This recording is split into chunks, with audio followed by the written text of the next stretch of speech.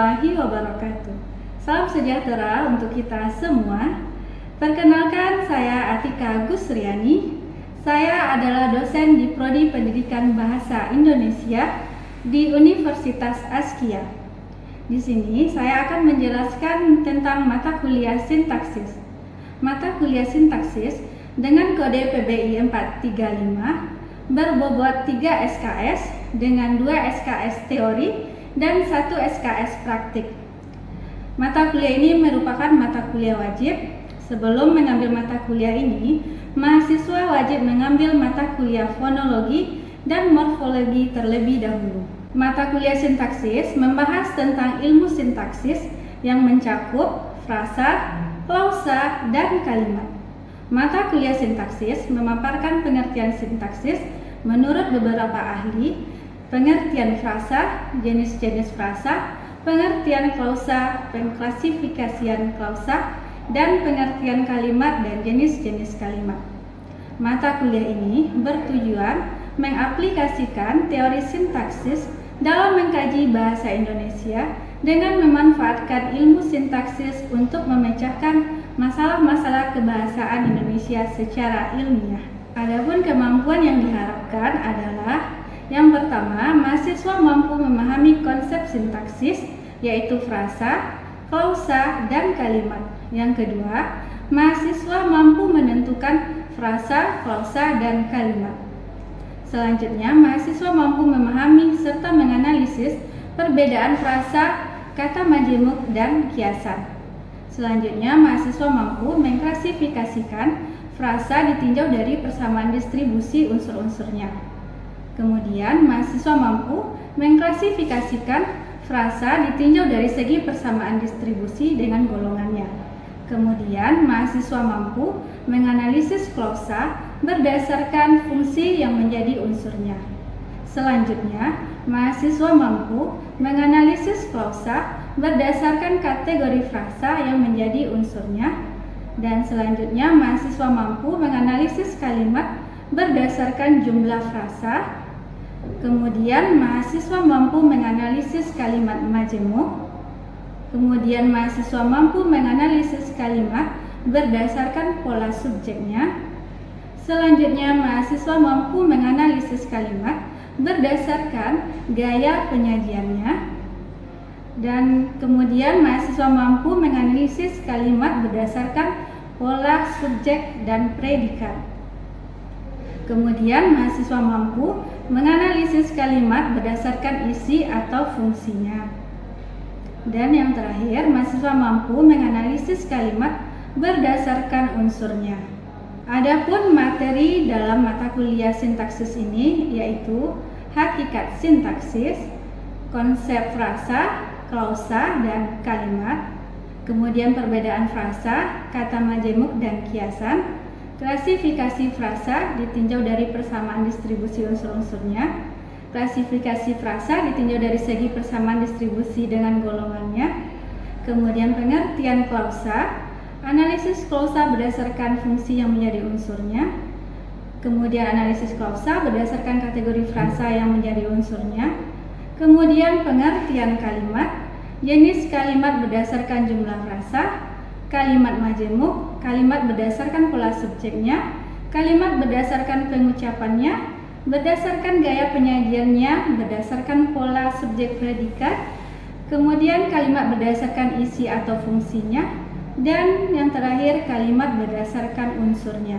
Adapun sumber referensinya yaitu Abdul Khair dengan judul Sintaksis Bahasa Indonesia Pendekatan Proses. Selanjutnya bisa juga dilihat dari buku Muhammad Ramlan tahun 2005, kemudian ada juga dari Supriyadi dengan judul Sintaksis Bahasa Indonesia. Selanjutnya ada juga dari Ferhar dengan judul Pengantar Linguistik, dan bisa juga ditambahkan dengan jurnal-jurnal terbaru yang relevan dengan materi yang dipelajari. Adapun sistem pembelajaran pada mata kuliah sintaksis ini, yang pertama di awal perkuliahan saya menjelaskan kontrak perkuliahan dan RPS perkuliahan yang meliputi tata tertib perkuliahan, deskripsi umum perkuliahan, metode pembelajaran, dan sistem penilaian. Selanjutnya, saya mengambil presensi mahasiswa dan melakukan apersepsi, kemudian menyampaikan capaian pembelajaran dan materi pembelajaran. Seterusnya, mahasiswa melakukan diskusi kelompok. Setelah itu, membimbing mahasiswa dalam diskusi kelompok dan menyimpulkan pembelajaran. Adapun metode pembelajaran yang saya gunakan adalah problem based learning. Pembelajaran berbasis masalah ini saya pilih adalah karena suatu mode pembelajaran yang melibatkan peserta didik untuk memecahkan suatu masalah melalui tahap-tahap metode ilmiah, sehingga peserta didik dapat mempelajari pengetahuan yang berhubungan dengan masalah tersebut dan sekaligus memiliki keterampilan untuk memecahkan masalah tersebut. Adapun langkah-langkah metode problem based learning ini, yang pertama, di awal sebelum memulai pembelajaran, mahasiswa diorientasikan pada masalah dengan mengaitkan materi sebelumnya dengan materi yang dipelajari hari ini. Kemudian, mengorganisasikan mahasiswa untuk belajar dengan menanyakan kabar dan mengambil presensi. Dan yang ketiga, membimbing mahasiswa untuk diskusi kelompok dengan memberikan latihan sesuai capaian pembelajaran. Kemudian, setiap kelompok menyajikan hasil diskusi kelompoknya masing-masing. Dan yang terakhir, menganalisis dan mengevaluasi hasil diskusi secara bersama-sama serta menyimpulkan materi secara bersama-sama sesuai capaian pembelajaran. Untuk evaluasi, di sini saya menetapkan untuk UAS sebanyak 35%, seterusnya untuk UTS itu 25%, tugas-tugas 20%, kehadiran 10%, dan keaktifan mahasiswa 10%. Untuk lebih lanjutnya dapat dilihat pada video pembelajaran saya berikut ini. Assalamualaikum. Waalaikumsalam warahmatullahi wabarakatuh. Baik, sebelum kita mulai pelajaran hari ini, silakan berdoa dan membaca terlebih dahulu. Baiklah teman-teman, sebelum kita mulai pertemuan kita pada hari ini, marilah kita berdoa. Berdoa mulai.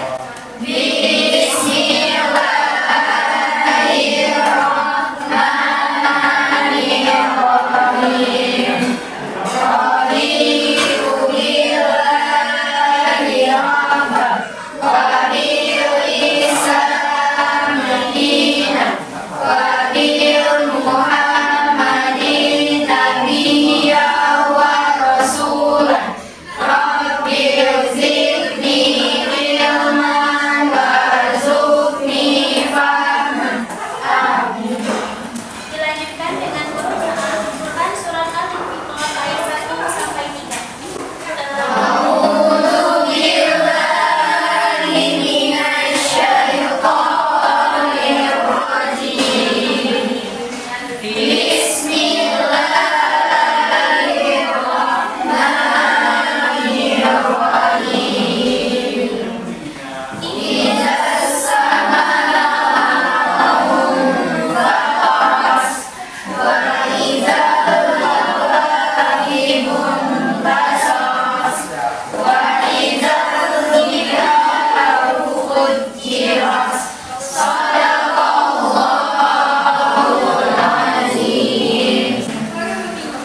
Baik, apa kabar anak-anak hari ini? Alhamdulillah, luar biasa, tetap semangat, Allahu Akbar. Alhamdulillah. Baik, sebelum kita mulai pelajaran hari ini, kita ambil presensinya terlebih dahulu ya. Iya, Bu. Baik, Nur Rahmadani, Viola Yunita, Hadir, Bu. Mutiara, Hadir, Bu. Natasha Levi Munaro, Hadir, Bu. Ayu Atika, Hadir, Bu. Miftahul Rohma, Hadir, Bu. Niken Aprila. Baik, sesuai dengan PPT hari ini, mata kuliah kita hari ini adalah sintaksis dan materinya adalah tentang hakikat sintaksis tentunya. Sebelumnya Ibu ingin tanya, sintaksis ini kan rangkaian dari mata kuliah kebahasaan. Sebelumnya Anda sudah mempelajari tentang fonologi dan morfologi. Baik, apakah masih ingat apa itu fonologi? Ya, silahkan Salma. Itu ilmu yang mempelajari tentang bunyi ujar. Baik, berarti bunyi ujar ya. Batasnya itu baru sampai mana kalau fonologi? Guru. Baik, selanjutnya ke morfologi. Kalau morfologi ini mengenai apa? Nah, silakan juga. Morfologi adalah ilmu yang mempelajari tentang seluk-beluk kata. Oke, berarti batasannya hanya sampai Kata. Oke, baik. Dan di tingkatan kebahasaan selanjutnya atau cabang linguistik berikutnya yang akan kita pelajari yaitu sintaksis. Ya. Jadi setelah kalian sudah mempelajari fonologi, kemudian morfologi, barulah yang ketiga itu kita ke Sintaksis. Adapun capaian pembelajaran kita hari ini yang pertama, mahasiswa mampu memahami konsep sintaksis dimulai dari frasa, klausa, dan kalimat. Dan kemudian yang kedua itu mahasiswa mampu menentukan Frasa, klausa, dan kalimat. Ya, baik. Bisa kita lihat yang pertama itu dulu hakikat sintaksis. Ada dua pendapat di sini. Yang pertama itu menurut Wiono, bisa kalian baca sendiri. Yang mana sintaksis itu menegaskan bahwa studi kaidah kombinasi kata menjadi satuan yang lebih besar, yakni frasa, Klausa, dan kalimat. Kemudian juga Verhaal mengatakan bahwa hubungan gramatikal di luar kata, tetapi di dalam satuan yang disebut kalimat. Itulah yang dinamakan sintaksis tadi. Baik, jadi intinya sintaksis ini dia tatarannya itu lebih besar dari kata, tapi dia paling besar itu baru dalam bentuk kalimat. Belum lagi kita membahas konteks di luar kalimat tersebut. Jadi tatarannya paling tinggi baru sampai kalimat. Lanjut ya. Kemudian kalimat ini memiliki ada tiga peran nanti, ada tiga kategori juga. Yang pertama itu fungsi. Kita lihat dulu fungsinya. Jadi fungsi kajian sintaksis itu ada subjek, Predikat, objek, penyebab, keterangan. Oke, bagus. Jadi di fungsi kajian sintaksis ini mungkin dulu kalian sudah pernah belajar di SMA mungkin, yaitu yang SPOK tadi ya. Kemudian setelah kita pelajari fungsi, ada juga namanya kategori dalam kajian sintaksis. Apa aja itu? Verba atau kata kerja, kemudian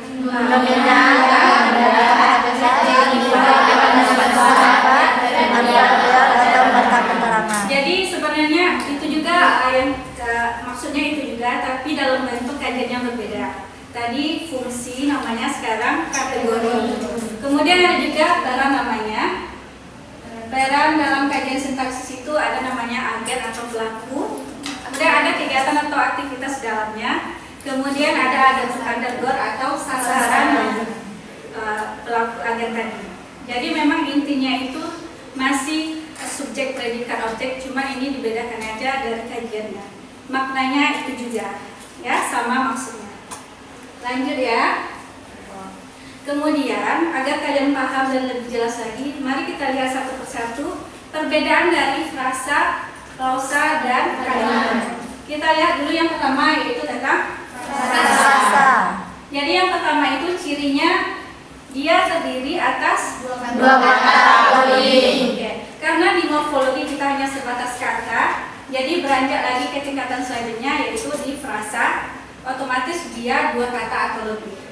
Ya, yang perlu kalian ingat. Jadi kalau masih satu kata belum bisa kita katakan dia frasa. Kemudian yang kedua itu cirinya hanya boleh Mengisi satu fungsi dalam sintaksis. Iya, dia hanya boleh mengisi satu fungsi dalam sintaksis tadi. Ya, masih ingat fungsi tadi ya?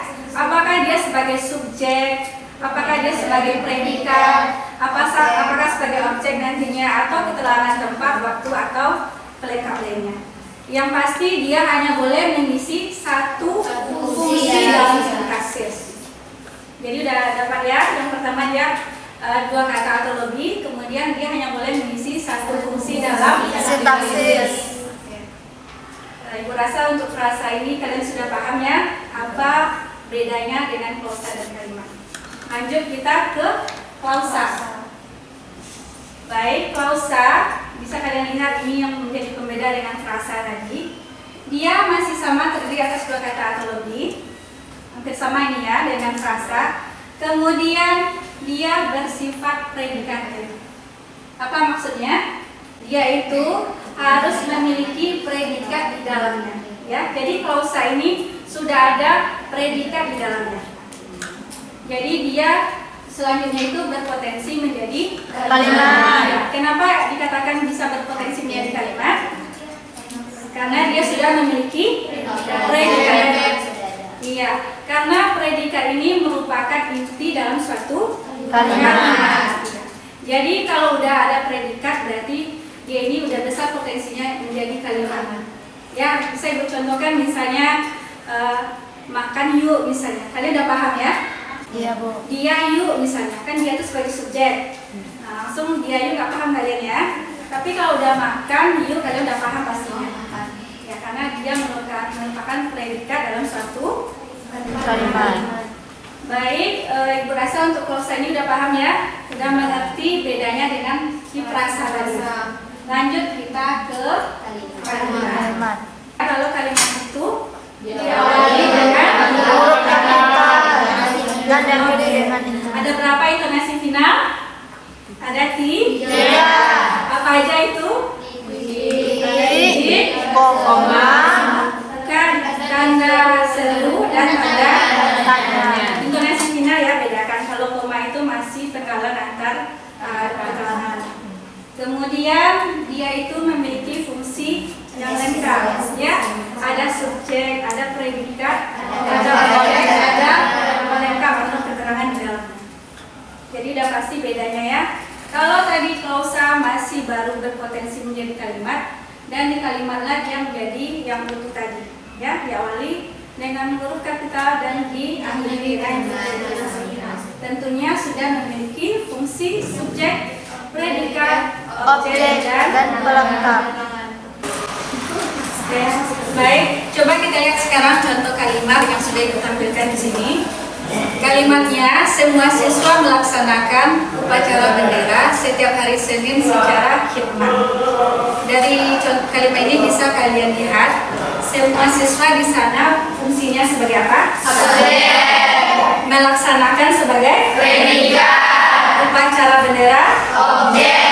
Setiap hari Senin secara khidmat. Dari kalimat ibu ini bisa kalian lihat bahwa semua siswa ini merupakan subjek dan dia berperan sebagai frasa ya. Kemudian melaksanakan predikat, tapi dia tidak frasa, klausa maupun kalimat. Dan selanjutnya upacara bendera, fungsinya objek, sudah bisa katakan juga dia sebagai frasa. Kemudian selanjutnya setiap hari Senin dia sudah katakan sebagai frasa. Begitu juga secara khidmat. Ini keterangan lebih lengkapnya bisa kalian lihat. Ya, kalau frasa tadi sudah kita singgung juga. Kemudian bedakan dia dengan klausa tadi. Ya, kalau klausa ini dia sudah ada predikat di dalamnya. Cuman dia boleh kalian tambahkan apakah dengan subjek. Bisa kalian lihat nanti di semua siswa melaksanakan upacara bendera. Ada subjek, predikat, dan objek di sana. Kemudian bisa juga melaksanakan upacara, boleh di sana predikat dan objek. Kemudian semua siswa melaksanakan upacara bendera secara khidmat. Apanya yang hilang di sana? Waktunya ya. Jadi dia itu sudah berpotensi menjadi kalimat, tapi dia belum lengkap. Dan sudah pastikan juga dia belum diawali dengan huruf kapital dan tidak diakhiri dengan intonasi final yaitu tanda titik. Jadi memang kalau klausa dengan kalimat ini hampir mendekati sama. Cuma yang paling bedanya dari situ dia tidak diawali huruf kapital dan tidak diakhiri dengan intonasi final. Dia boleh nanti klausa ini bergabung dengan subjek, boleh. Yang penting predikat ada di dalamnya. Apakah predikat dengan objek? Apakah predikat dengan objek dan keterangan itu boleh? Yang penting dia belum memenuhi semua unsur dalam kalimat tadi. Baik.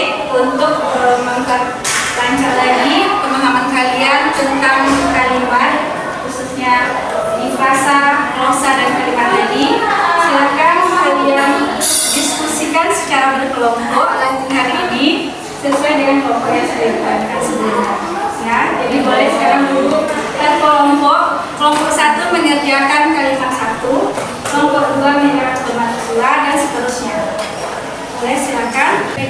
Baik, silakan kita dengarkan masing-masing kelompok mengeluarkan pendapatnya. Yang pertama dulu kelompok 1, silakan. Alhamdulillah, saya Madani, kelompok 1 akan menjawab latihan 1, yaitu Universitas Asia melaksanakan ujian akhir semester pada bulan Juni.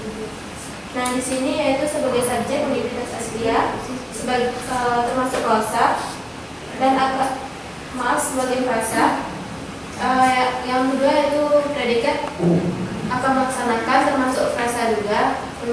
Ujian akhir semester termasuk objek termasuk frasa juga, dan pada bulan Juni itu keterangan waktu termasuk frasa.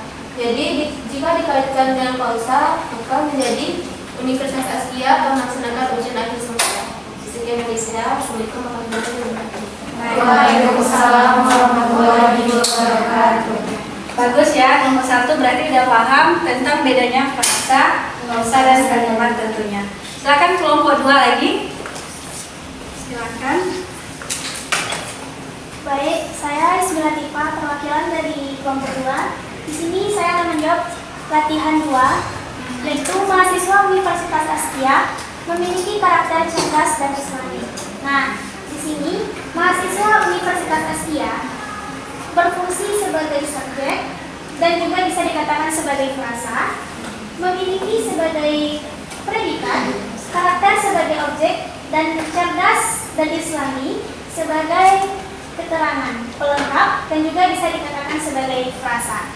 Jika digabungkan menjadi klausa, mahasiswa Universitas Asia memiliki karakter. Tapi dia belum bisa kasih intonasi final, itu pada dulu ya. Lanjut ke kelompok 3, silakan. Analisis kalimat yang ketiga. Saya perwakilan dari kelompok 3 akan menentukan frasa, klausa, dan prinsip sintaksis dalam kalimat ketiga, yaitu Prodi Pendidikan Bahasa Indonesia merupakan prodi unggulan di Universitas Asia. Fungsi Prodi Pendidikan Bahasa Indonesia itu sebagai subjek dan termasuk frasa karena terdiri dari 2 kata atau lebih. Fungsi merupakan sebagai predikat, fungsi prodi unggulan sebagai objek dan masih termasuk frasa, fungsi di Universitas Asia sebagai keterangan tempat dan juga termasuk frasa. Nah, klausanya di situ Prodi Pendidikan Bahasa Indonesia merupakan prodi unggulan. Sekian dari saya Bagus ya, kelompok 3 sudah paham. Lanjut ke kelompok 4. Baik, saya perwakilan dari kelompok 4 dan akan menjawab hasil diskusi dari kelompok kami, yaitu kalimatnya sintaksis membahas tentang fungsi dalam suatu kalimat. Nah, di sini sintaksis itu berperan sebagai subjek, lalu membahas itu predikat, lalu tentang fungsi itu objek, dan dalam suatu kalimat itu merupakan keterangan. Nah, dalam kalimat ini itu terdapat suatu frasa, yaitu tentang fungsi yang berkedudukan sebagai objek. Nah, sedangkan klausanya pada kalimat yang keempat itu yaitu sintaksis membahas tentang fungsi. Ya, bagus juga ya. Cuma di sini ada satu frasa lagi, yaitu dalam suatu kalimat. Ya, kelompok 4 ya. Lanjut ke kelompok 5, silakan. Baiklah, saya Fadila Usma, perwakilan dari kelompok 5.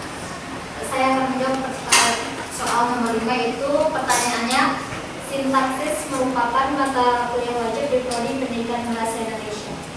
Nah, untuk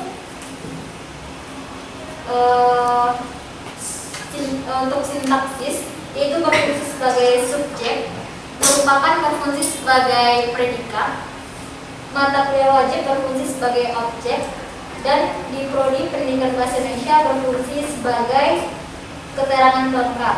Nah, untuk frasa yaitu terdapat pada fungsi objek yaitu mata kuliah wajib serta keterangan pelengkap itu juga berfungsi sebagai frasa di Prodi Pendidikan Bahasa Indonesia. Nah, untuk klausa itu kita lihat itu dari subjek, predikat, objek, yakni kalimatnya sintaksis merupakan mata kuliah wajib. Sekian. bukan kalimatnya klausanya ya, karena kalau kalimat nanti ada intonasi final di akhir. Baik, Ibu rasa semuanya udah memahami perbedaan mana itu frasa, klausa, dan juga kalimat. Ya, kita refleksi kembali ya. Kalau frasa tadi itu apa? Terdiri dari dua kata atau lebih. Hanya boleh memiliki satu fungsi dalam sintaksis. Dan yang ketiga ada. Lanjut, kalau klausa apa? Memiliki dua kata atau lebih. Sama dengan si frasa, memiliki dua kata atau lebih. Yang kedua, bersifat predikatif. Ini yang membedakan dia dengan frasa ya. Jadi kalau klausa ini dia sudah bersifat predikatif. Udah ada fungsi predikat di dalamnya.